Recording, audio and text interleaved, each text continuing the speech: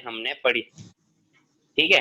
तो जब ये चीजें हमने पढ़ी तो और एंगुलर मोमेंटम पढ़ा तो कुछ फॉर्मुलेज हमने पढ़े जिसको आपको याद होना चाहिए। निक्की आपने लास्ट क्लास देख ली, मतलब निकिता, निक्की, हाँ मतलब। तो हमने फॉर्मूला जो पढ़ा वो पढ़ा torque is equal to yes force sir. Into में परपेंडिकुलर डिस्टेंस, ये फॉर्मूला पढ़ा।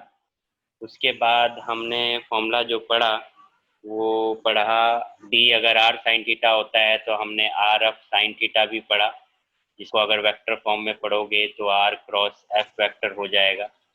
सिमिलर तरीके से हमने एंगुलर मोमेंटम का फॉर्मूला पढ़ा, that is p into D.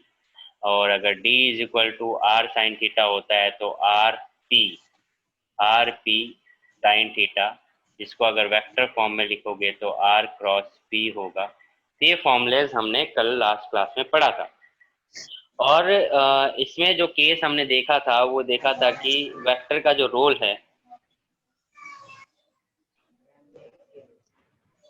Board यशस्वी को नहीं दिख रहा है और किसी को भी नहीं दिख रहा है बोर्ड? नो सर, दिख रहा है। दिख रहा है। यशस्वी अभी भी नहीं दिख रहा है आपको, इसका मतलब आपका नेट स्लो है आई गेस।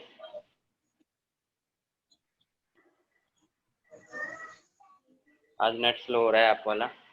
तो L is equal to are cross p, तो ये केस है एक। और इसमें हमने ये दो फॉर्मूले पढ़े थे, एंगुलर मोमेंटम एंड टॉर्क, ठीक है। और मैंने बताया था कि इसको हम कपल ऑफ फोर्स भी कहते हैं, ठीक है। दूसरा केस जो है relation between torque and angular momentum, important derivation है। तो टॉपिक लिखेंगे relation between torque and angular momentum, torque and angular momentum, relation between torque and angular momentum. Yashasvi अगर अभी भी नहीं दिख रहा है तो आप एक बार रिकनेक्ट करके देख लो। Relation between torque and angular momentum. तो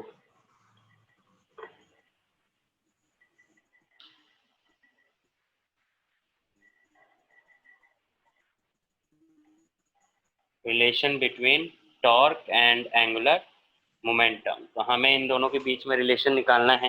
वैसे तो ये रिलेशन हम डायरेक्ट ही समझ सकते हैं कि क्या है relation, but the case is कि टॉर्क और एंगुलर मोमेंटम, टॉर्क और एंगुलर मोमेंटम में जैसे कि अगर मैं एक फॉर्मूला बनाऊं, एफ इज इक्वल टू, हमने पढ़ा है एफ इज इक्वल टू क्या होता है, D P by d T, है ना, यही फॉर्मूला पढ़ा है।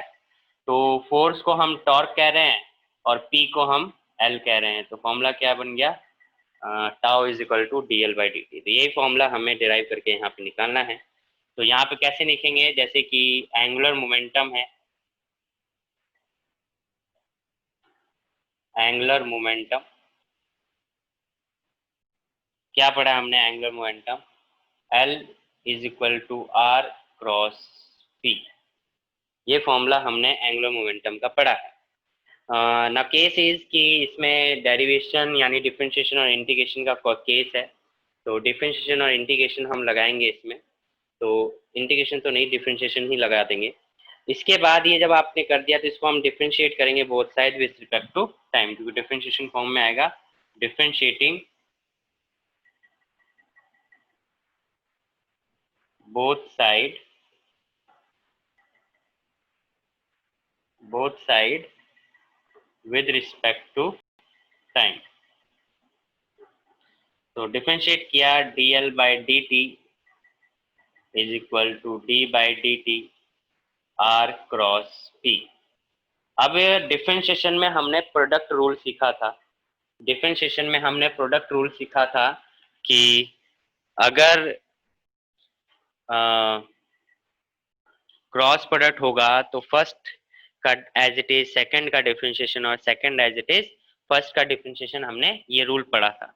तो उसी रूल को अप्लाई करते हुए first as it is second का differentiation plus second as it is, अच्छा यही लिख लीजिए, second as it is into first का डिफरेंशिएशन, ठीक है।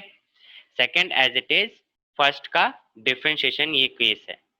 नाउ द थिंग इज, ये आपके पास हो गया। नाउ अब हम कर सकते हैं dl/dt is equal to are cross dp/dt। क्या होता है? Newton second law, F is equal to dp/dt, that is law of momentum, हमने पढ़ा है चैप्टर 5 में। ये हो जाएगा आपका F प्लस P इन क्रॉस dr/dt। तो मैंने बताया है कि हम यहाँ पे dx/dt को dr/dt लिख रहे हैं, तो ये dr/dt क्या हो जाएगा? वेलोसिटी हो जाएगा। साइड में आप लिख सकते हो कि जो वेलोसिटी है, हमने वेलोसिटी को dr/dt लिखा है।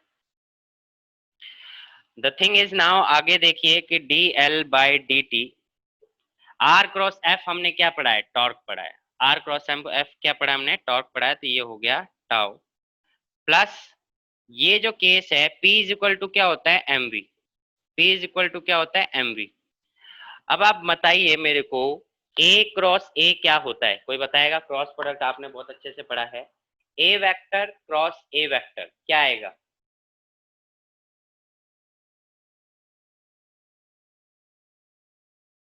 a vector cross a vector, प्रकृति। ए स्क्वायर। a स्क्वायर, वो a डॉट a में आता है। a क्रॉस, अच्छा चलो ये भी नहीं, अब ये सबसे है, i क्रॉस i क्या होता है? 1। i क्रॉस i 1 होता है। ईशा?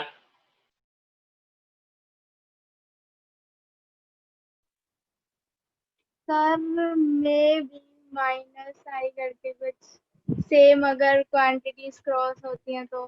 देखो, डॉट प्रोडक्ट और क्रॉस प्रोडक्ट में सिखाया है कि जब भी i j k में अगर सेम के साथ डॉट प्रोडक्ट करोगे, यानी कि i dot i, j dot j, sir k dot zero k, आना चाहिए था।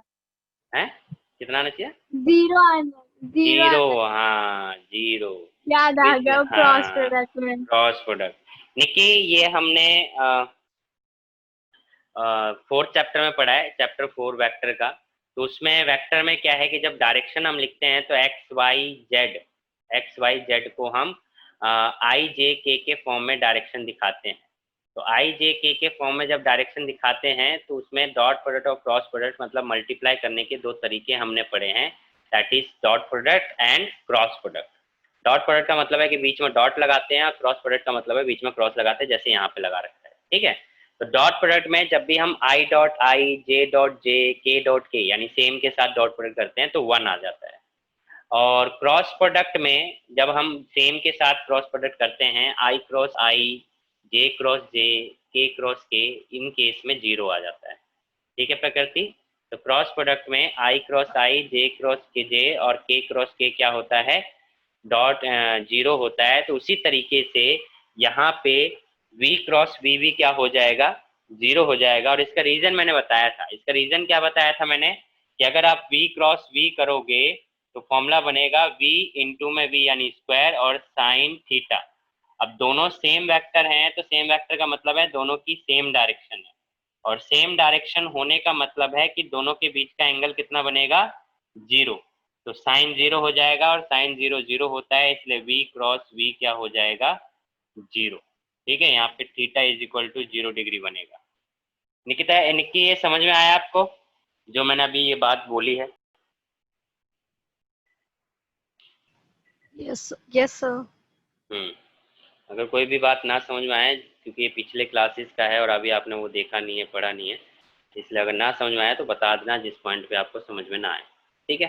तो ये इसलिए v क्रॉस v हो जाएगा क्योंकि एंगल 0 हो जाता है, और क्रॉस प्रोडक्ट के अकॉर्डिंग ये 0 हो जाएगा।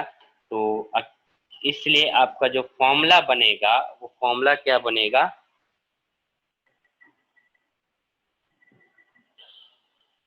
वो फॉर्मूला बन जाएगा dl/dt is equal to tau. ये आपका फॉर्मूला डिराइव हो गया। ठीक है? अच्छा, पहले लिखना पड़ेगा प्लस 0। ठीक है?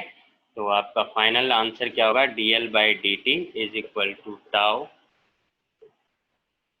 ये रिलेशन। इसके लिए रीजन आप ये लिख सकते हो साइड में, बाकी आपका ये आंसर आ गया। क्लियर है सभी को? Yes sir. तो अब आप इसे नोट कर लो। कर लिया सर। आपको सुपर फास्ट हो।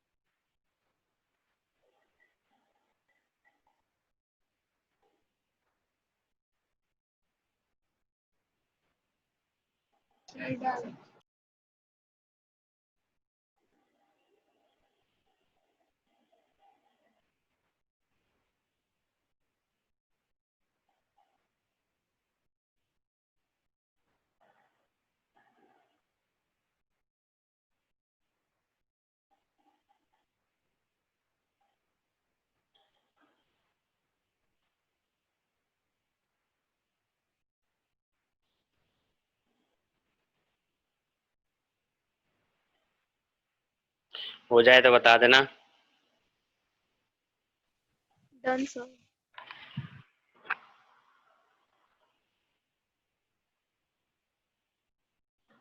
इसके बाद हम क्वेश्चन करेंगे कुछ, जिसकी वजह से आपको थोड़ा सा और क्लियर हो जाए, न्यूमेरिकल प्रैक्टिस करेंगे। तो लास्ट क्लास में हमने पढ़ा torque, principle of movement. Principle of movement जिसमें मैंने लीवर का केस आपको समझाया था, आइडियल लीवर का। तो वो प्रिंसिपल ऑफ मूवमेंट, और उसके बाद एंगुलर मोमेंटम आपको बताया और दोनों के बीच में रिलेशन बताया। तो इस तरीके से हम यहाँ पे इसके बेस पे कुछ क्वेश्चंस देखते हैं।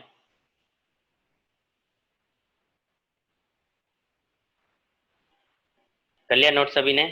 प्रकृति, यशस्वी? Yes sir. ठीक है, तो नेक्स्ट क्वेश्चन, जो क्वेश्चन है, find the torque of a force. Rub कर देते हैं इसे।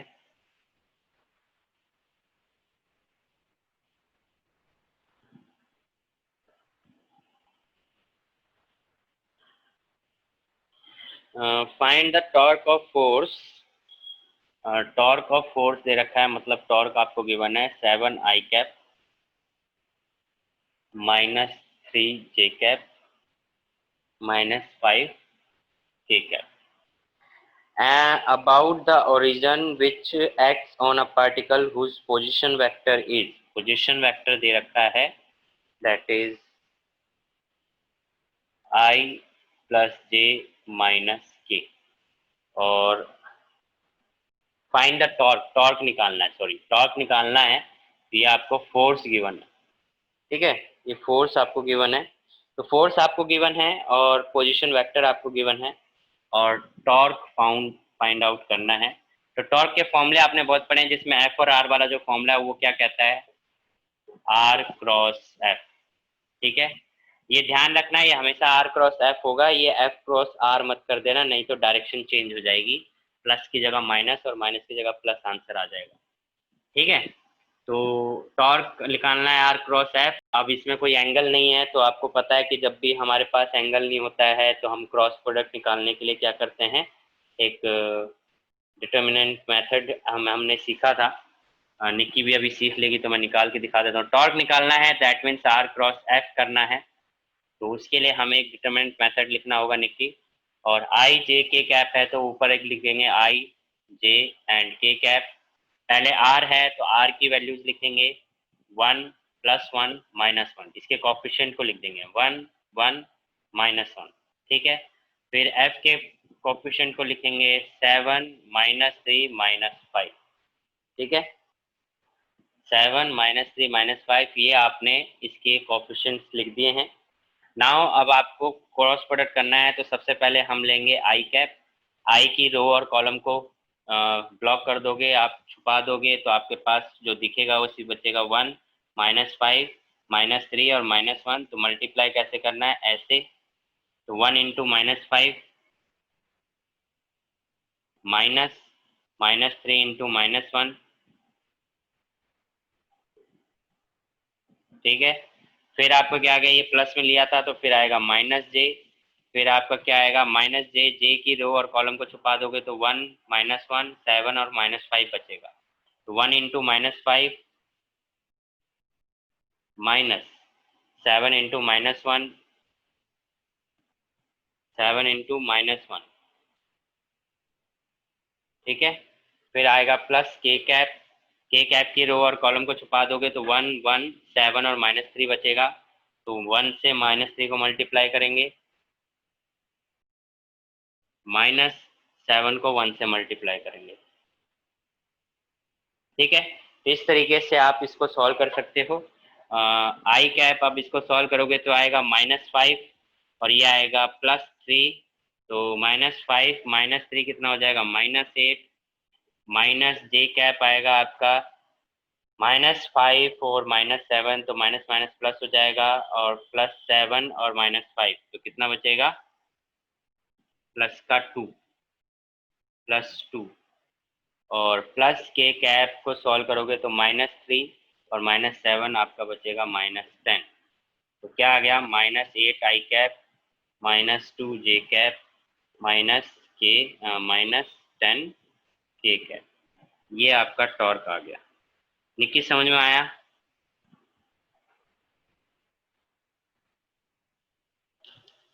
Yes sir. तो इस तरीके से क्रॉस प्रोडक्ट को हम सॉल्व करते हैं जब आपके पास एंगल नहीं होता है। तो सभी को समझ में आया ईशा एंड प्रकृति? Yes sir.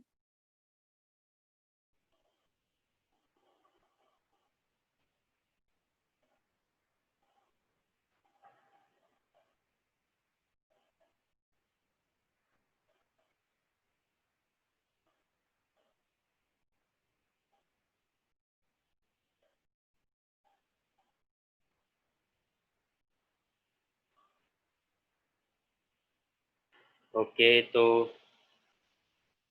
ये चीज समझ में आ गई। तो इसको आप नोट कर लेंगे। तो नेक्स्ट क्वेश्चन हम देखते हैं।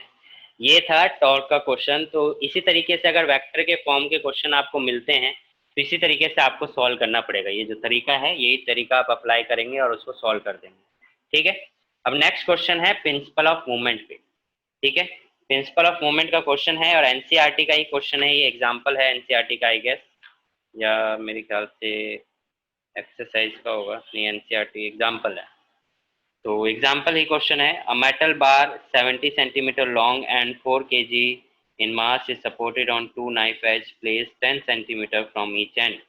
ठीक है कि एक मेटल बार है जिसकी लेंथ 70 सेंटीमीटर है, लॉन्ग है, 4 kg की मास है और supported on 2 knife edge, 2 knife edge पे सपोर्टेड है जो कि ईच एंड से 10 सेंटीमीटर अंदर की साइड है। तो किस तरीके से इसका डायग्राम बनेगा?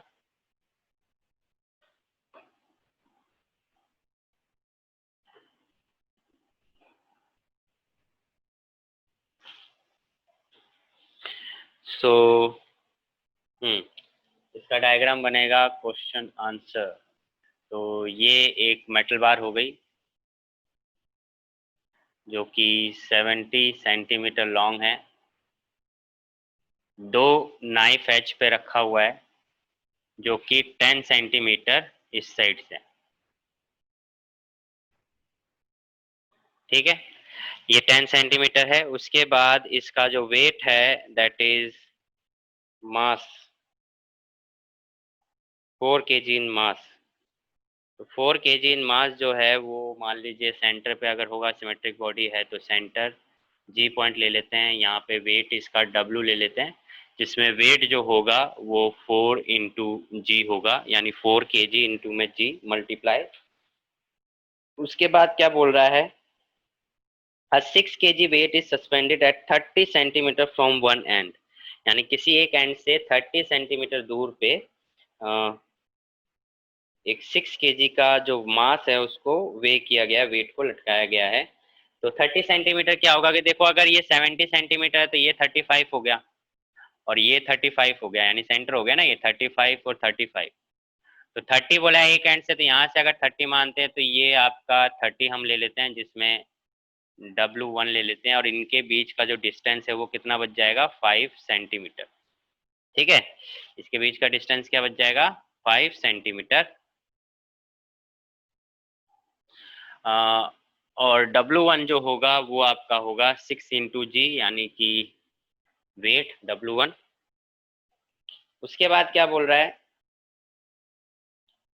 Find the reaction at the knife edge, assume the bar to be uniform cross section and homogeneous, take G is equal to 9.8। यानी कि नाइफ एज पे जो रिएक्शन, नॉर्मल रिएक्शन लग रहा होगा, ठीक है, R1 एंड R2,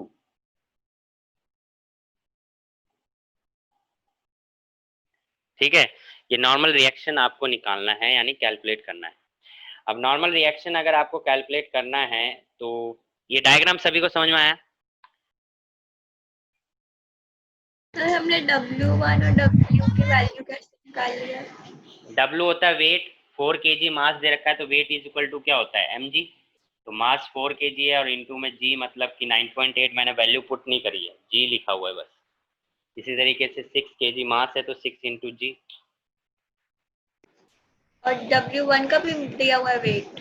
हाँ, W1 मास दिया हुआ ना, बोल रहा है 6 kg weight is suspended at 30 centimetre from one end. ठीक है, एनसीईआरटी का एग्जाम्पल है, आप एग्जाम्पल चेक कर सकते हो, आपको पहले ही दिख जाएगा, शायद कल दूसरा या तीसरा एग्जाम्पल होगा। हम्म, और किसी को समझ में आ गया सभी को? ठीक है, अब इसमें हमें नॉर्मल रिएक्शन लगाना है। अब देखो, नॉर्मल रिएक्शन लगाना है तो नॉर्मल रिएक्शन इज बेसिकली क्या है कि यहाँ पे प्रिंसिपल ऑफ मूवमेंट, यानी कि जो इक्विलिब्रियम, रोटेशनल इक्विलिब्रियम हमने जो पढ़ा, कॉन्सेप्ट पढ़ा, वो हमें अप्लाई करना पड़ेगा। अब रोटेशनल इक्विलिब्रियम में हमने क्या पढ़ा लास्ट क्लास में, कि जो टॉर्क होता है वो, उनका जो सम आएगा वो 0 आना चाहिए अगर इस पूरी बॉडी का निकालते हैं। और मैंने बताया था कि जो फल्क्रम पॉइंट होता है, यानी जिस पॉइंट के अबाउट ये बॉडी रोटेट करेगी, वो भी हम निकाल सकते हैं। तो सिंपल सी बात है, यहाँ पे दो इक्वेशन बनेंगी क्योंकि R1 और R2 निकालना है, तो उस बेस पे हम R1 और R2 भी निकाल सकते हैं।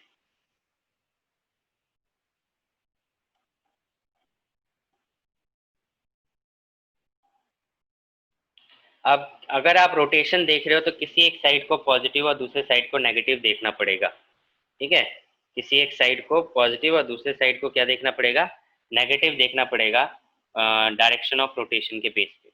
तो सबसे पहले हम देखते हैं, हमारे पास वैल्यूज तो हैं। तो देखो, पहले तो बॉडी जो है वो किसी ना किसी एक पॉइंट के अबाउट, क्योंकि रोटेशनल इक्विलिब्रियम लगाओगे तो किसी ना किसी एक पॉइंट के अबाउट क्या करेगा, रोटेट करेगा। अब किसी ना किसी एक पॉइंट के अबाउट अगर रोटेट करेगा तो ना तो बॉडी ऊपर पूरी तरह जा रहा है, ना तो बॉडी नीचे जा रहा है। इसका मतलब जो ऊपर की तरफ जितने भी फोर्स लग रहे हैं वो डाउनवर्ड फोर्स को क्या कर रहे हैं, बैलेंस कर रहे हैं, है ना। अपवर्ड डायरेक्शन में जितने भी फोर्स लग रहे हैं वो डाउनवर्ड डायरेक्शन के फोर्स को क्या कर रहे हैं, बैलेंस कर रहे हैं। बैलेंस करेंगे तो ऐसे में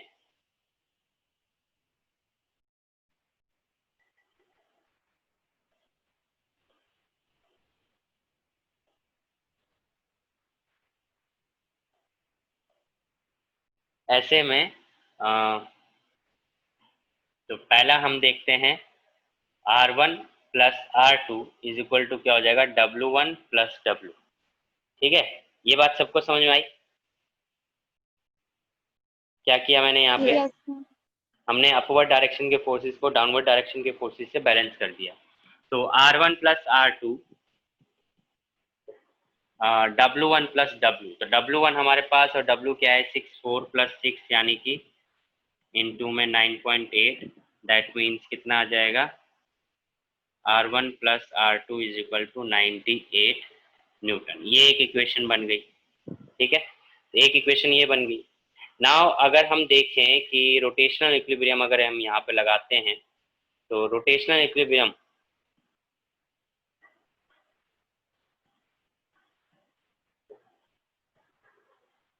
रोटेशनल इक्विलिब्रियम,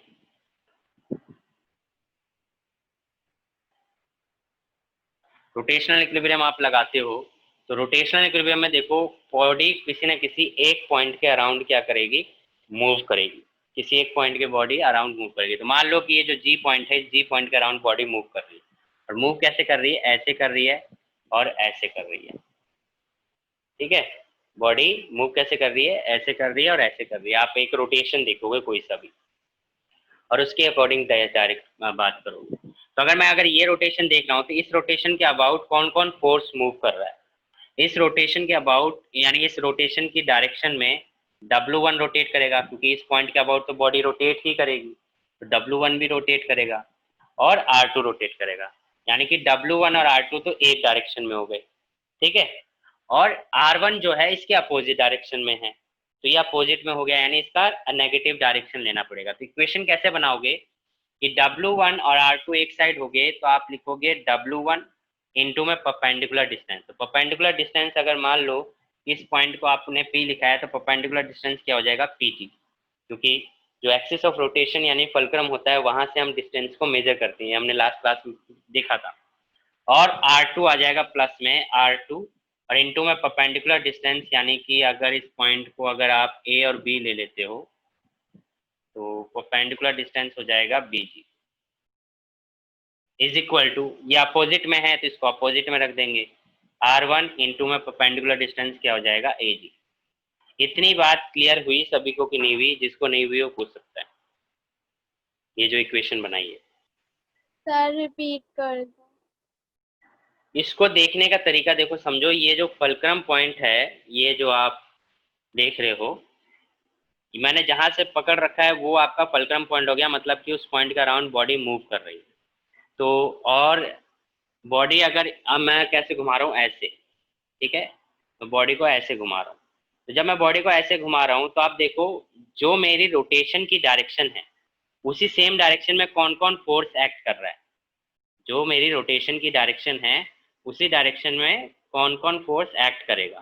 तो अगर आप देखोगे कि अगर जी पॉइंट के अराउंड अगर आप बॉडी यानी इस बार को रोटेट करवाते हो तो जो W1 है वो इस तरफ डायरेक्शन में रोटेट करेगा, क्योंकि W1 पे थोड़ा ना बॉडी मूव कर रही है, बॉडी तो इस पॉइंट के अराउंड मूव कर रही है। तो जब इस पॉइंट के अराउंड मूव करेगी तो W1 मूव करेगा, किस तरफ मूव करेगा, इस डायरेक्शन, और R2 किस तरफ मूव करेगा, इस डायरेक्शन में, मतलब कि W1 और R2 की डायरेक्शन मेरे रोटेशन के अकॉर्डिंग है, ठीक है। W1 और R2 मतलब आपको फोर्सेस देखने होते हैं, तो W1 और R2 की जो रोटेशन है वो मेरे डायरेक्शन के अकॉर्डिंग है, तो मेरे डायरेक्शन के अकॉर्डिंग है तो उनको मैंने पहले लिख लिया, ठीक है। और इनटू में परपेंडिकुलर डिस्टेंस, क्योंकि रोटेशनल इक्विलिब्रियम क्या कहता है, टॉर्क का फॉर्मूला क्या होता है, फोर्स इनटू में परपेंडिकुलर डिस्टेंस, तो फोर्स हो गया और इनटू में परपेंडिकुलर डिस्टेंस हो गया, ठीक है।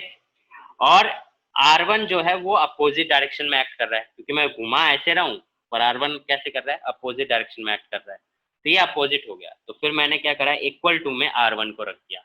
मान लो अगर कोई और भी फोर्स होता तो उसको भी मैं प्लस करके इक्वल टू में रख देता। तो मतलब बेसिकली इक्वेशन क्या बनाई, जो फोर्सेस मेरे डायरेक्शन के अकॉर्डिंग रोटेट कर रहे हैं उन सभी को मैंने एक साइड रखा, जैसे कि W1 into perpendicular distance, R2 into perpendicular distance, और इक्वल टू में रख दिया जो अपोजिट डायरेक्शन में फोर्स एक्ट कर रहे हैं, जैसे कि R1, उनको अपोजिट में रख दिया R1 यानी फोर्स इंटू में परपेंडिकुलर डिस्टेंस। ये बात आई समझ में? Yes sir. प्रकृति, यशस्वी, निक्की, यस सर। चलो आगे समझ में, तो अच्छी बात है। अब अगर आपको समझ में आ गई है तो वैल्यूज पुट कर देनी है। W1 आपके पास क्या है, 6 इंटू 9.8, और PG कितना है आपके पास, PG है 5 सेंटीमीटर। तो 5 सेंटीमीटर आप इसको क्या लोगे, 0 पॉइंट मतलब कि एक तरीके से मीटर में लोगे, तो 5 सेंटीमीटर को आप क्या लिख सकते हो, 0.05 प्लस R2 अगर देखोगे तो R2 जो होगा वो होगा आपका, नहीं पता हमें, इतना सोच क्यों रहा हूँ, बीजी अगर देखो तो G से यहाँ तक का 35 सेंटीमीटर, और 10 सेंटीमीटर निकाल दो तो ये कितना बचा, 25, ये कितना हो जाएगा, 0.25 इज इक्वल टू R1 कितना है नहीं पता, इंटू AG कितना आएगा, AG भी आपका 25 आ जाएगा, यानी 0.25। अब इसको आप सॉल्व कर लेंगे, तो जब आप इसको सॉल्व करोगे तो आपके पास एक इक्वेशन आएगी, that is R1 minus R2 is equal to 11.76 newton, ठीक है। इसको पूरा सॉल्व करने के, इसको इससे मल्टीप्लाई करेंगे, ये चीज़ कॉमन लेके कट कैंसिल हो सकती है, डिवाइड में चली जाएगी, इधर आएगा R1 माइनस R2, ठीक है। तो इस तरीके से आप क्या कर सकते हो, जब इसको सॉल्व करोगे तो R1 माइनस R2 क्या आ जाएगी, 11.76 न्यूटन। ठीक है, इतनी बात समझ में आ गई। अब आप इतनी बात समझ में यस आ गई तो आपके पास दो इक्वेशन बन गई, equation 1 and equation 2। Elimination method के अकॉर्डिंग आप सॉल्व कर सकते हो फ्रॉम इक्वेशन 1 एंड 2। तो R1 plus R2 is equal to 98 newton और R1 minus R2 is equal to 11.76 newton. इसको सॉल्व कर लोगे, R2 से R2 cancel, 2R1 is equal to ये हो जाएगा। तो मतलब आपको आता है मैथ्स इतनी, तो इसको सॉल्व करने पे जो R1 और R2 की वैल्यू मिलेगी वो कितनी मिलनी चाहिए? R1 आपको मिलना चाहिए 54.88 न्यूटन और R2 मिलना चाहिए आपको 43.12 न्यूटन। ये आपको सॉल्व करने पे वैल्यू मिलेगी। अब इस क्वेश्चन में किसी को अगर कोई बात समझ में नहीं आई हो, कोई पॉइंट समझ में ना आया हो तो पूछ सकता है। क्लियर है सर। इसी तरीके का एक सेकंड एग्जांपल भी है, एनसीईआरटी का ही है, उसको भी हम देखेंगे। इसको पहले नोट कर लीजिए, फिर हम अगले को देखते हैं।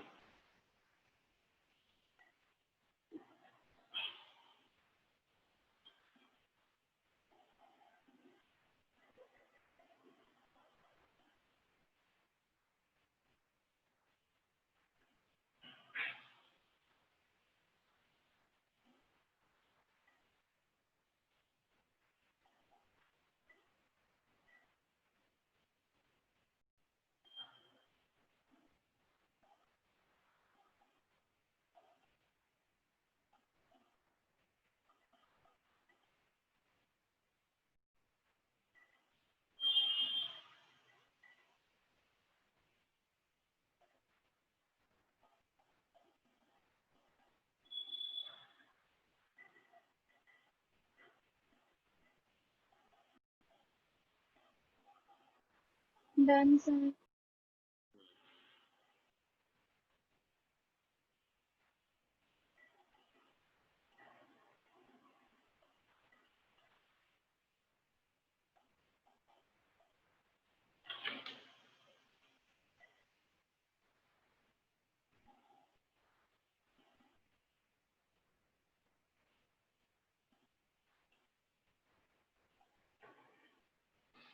क्लास डिस्कनेक्ट होने वाली है, रिकनेक्ट कर लीजिएगा। मैं रीहोस्ट कर दे रहा हूँ।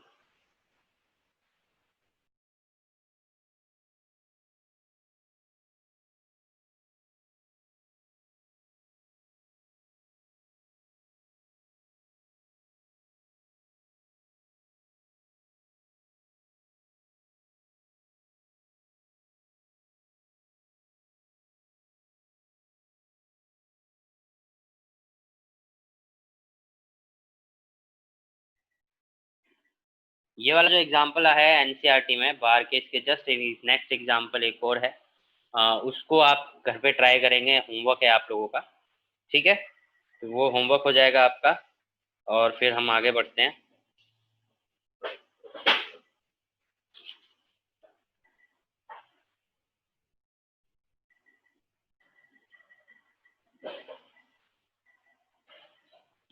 तो कुछ इक्विलिब्रियम की डेफिनेशंस हैं जो आपको पता होनी चाहिए, जैसे कि स्टेबल इक्विलिब्रियम। लिख लीजिए, स्टेबल इक्विलिब्रियम लिखिए।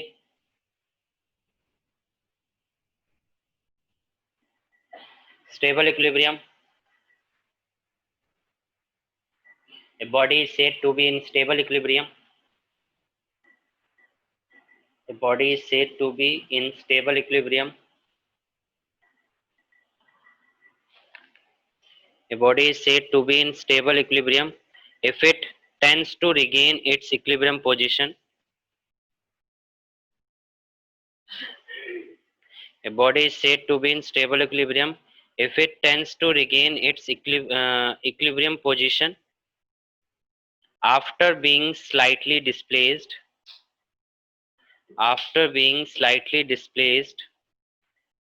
and released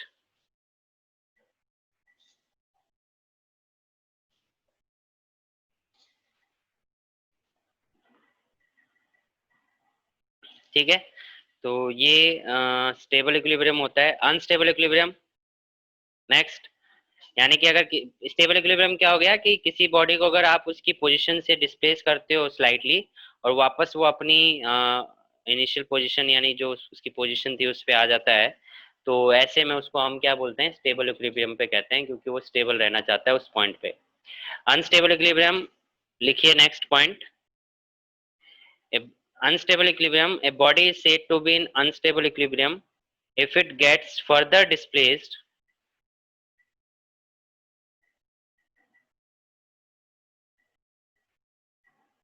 if it gets further displaced from its equilibrium position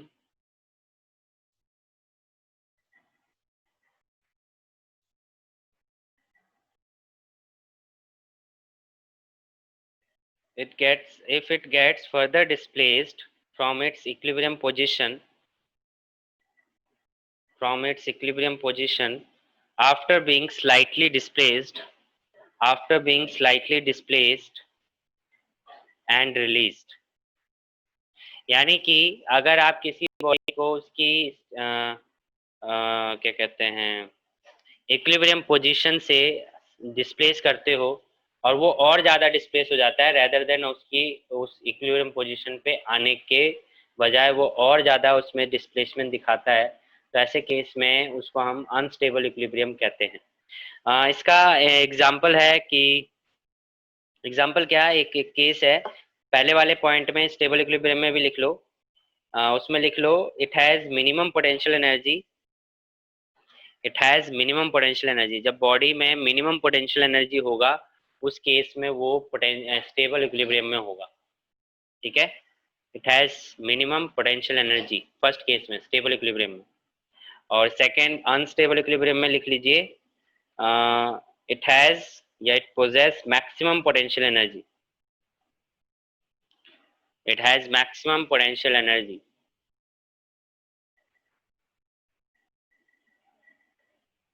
maximum potential energy.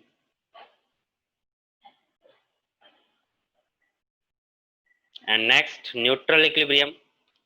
Neutral equilibrium है कि if a body stays in equilibrium position even after being slightly displace and release, यानी कि अगर आप किसी body को slightly displace करते हो फिर भी क्या रहता है, अपनी इक्विलिब्रियम पोजीशन में ही रहता है, उसमें कोई चेंज ही नहीं आ रहा है, ठीक है। तो ऐसे केस में हम उसको स्टेबल न्यूट्रल इक्विलिब्रियम कह देते हैं, क्योंकि आप कितना भी चेंज करो कोई चेंज नहीं आ रहा है, ठीक है। तो लिख लीजिए if a body stays in equilibrium position, if a body stays in if a body stays in equilibrium position even after being slightly displaced even after being slightly displaced and released even after being slightly displaced and released, it is said to be in neutral equilibrium, it is said to be in neutral equilibrium, ठीक है। इस case में इसका potential energy constant होता है, इसका लिख लीजिए it possesses constant potential energy, मतलब पोटेंशियल एनर्जी में कोई चेंज ही नहीं आता है। स्टेबल इक्विलिब्रियम में पोटेंशियल एनर्जी क्या है, मिनिमम है। अनस्टेबल इक्विलिब्रियम में पोटेंशियल एनर्जी क्या है, मैक्सिमम है। और थर्ड न्यूट्रल इक्विलिब्रियम में पोटेंशियल एनर्जी क्या है, कांस्टेंट है। पहले वाले में अगर स्टेबल इक्विलिब्रियम में बॉडी को हम डिस्प्लेस करते हैं और रिलीज करते हैं तो अपनी इनिशियल पोजीशन पे वापस आ जाता है, ठीक है। तो ऐसे केस में जैसे फॉर एग्जांपल अगर मैंने स्प्रिंग को स्ट्रेच किया और मैंने रिलीज किया तो वो वापस अपनी इनिशियल शेप में आ गया, उसमें कोई चेंज आपको देखने को नहीं मिला, तो उसका मतलब स्टेबल इक्विलिब्रियम है। बट अगर पेंडुलम का केस देखोगे आप, उसको एक थोड़ा सा डिस्प्लेसमेंट हो तो ऐसे से मूव करने लगता है, मतलब कि वो और डिस्प्लेसमेंट शो करता है, तो ऐसे में उसको हम अनस्टेबल इक्विलिब्रियम कह देंगे। थर्ड जो है कि न्यूट्रल इक्विलिब्रियम जो है वो आपका जिसमें पोटेंशियल एनर्जी कांस्टेंट है, आप चेंजेस लेके आ रहे हो बट उसकी इक्विलिब्रियम पोजीशन में कोई चेंज नहीं आ रहा है, तो ऐसे केस में उसको हम न्यूट्रल इक्विलिब्रियम कह देते हैं।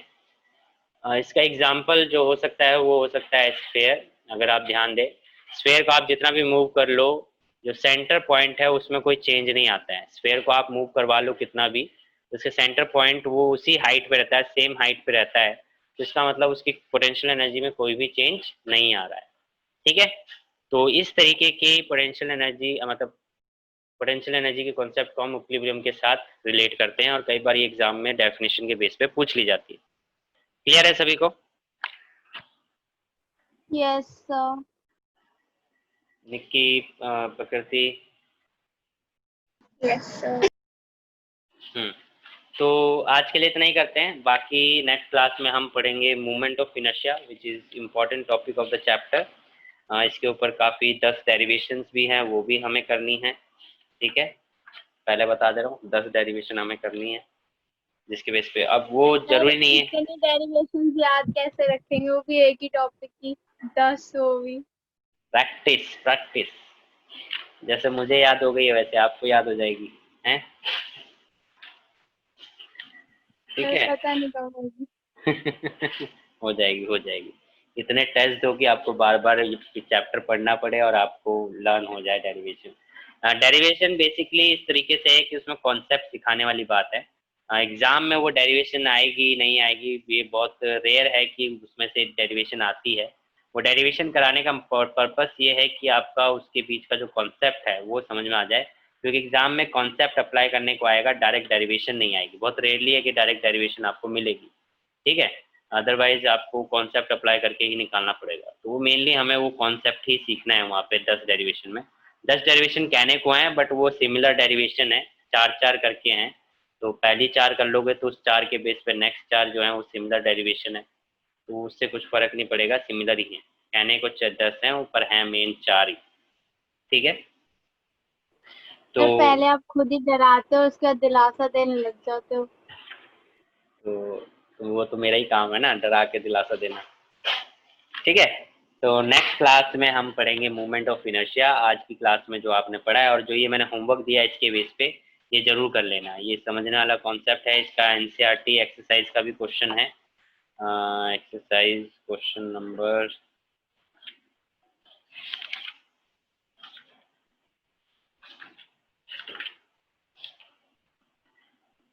एक्सरसाइज क्वेश्चन नंबर इसके एक्सरसाइज का होमवर्क दिए मैंने, नहीं दिए ना? तो एक क्वेश्चन आप कर लेना इसमें, क्वेश्चन नंबर 7.6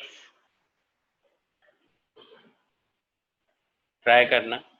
क्वेश्चन नंबर 7.6, फिर उसके बाद आप ट्राई कर सकते हो 7.8, 10.8 एंड 7.9। ये क्वेश्चंस आप ट्राई करेंगे, 7.8, 7.9 एंड 7.6।